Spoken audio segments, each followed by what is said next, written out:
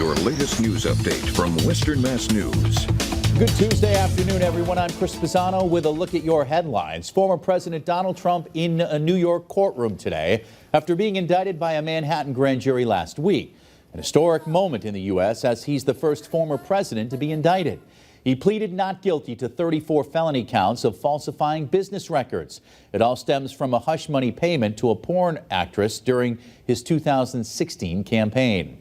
A history and political science professor at American International College tells us that although the arraignment is unprecedented, as Trump is the only former or current president to ever face criminal charges, today's students don't seem as concerned as older generations.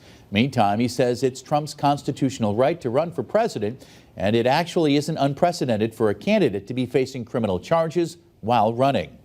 In Connecticut, more than a dozen people have been charged and others hospitalized after celebrating the UConn men's basketball team's NCAA championship. A spokesperson for UConn says most of the students arrested are students at the school. UConn won its 5th national championship over San Diego State, 76-59.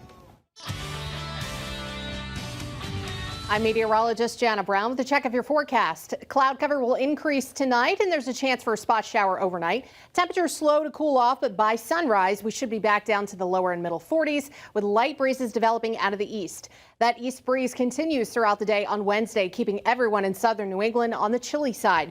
We go from highs almost to around 70 today, and we're back to the 40s on Wednesday, with that breeze out of the east at about 5 to 15 miles an hour. Most of the day is looking dry, though there could be a spot shower or some patchy drizzle around. Shower chances actually increase a little bit more Wednesday evening as a warm front starts lifting back to the north. We may start off Thursday morning with a little bit of rain, but it's mostly looking dry until a cold front comes in late afternoon and early evening. That cold front could bring a few downpours, possibly a rumble of thunder, and ahead of it, we're back up to near 70 with breezes out of the southwest. Now, breezes will shift northwest behind that cold front for Friday, but it is looking dry, and that dry stretch looks to carry into the weekend.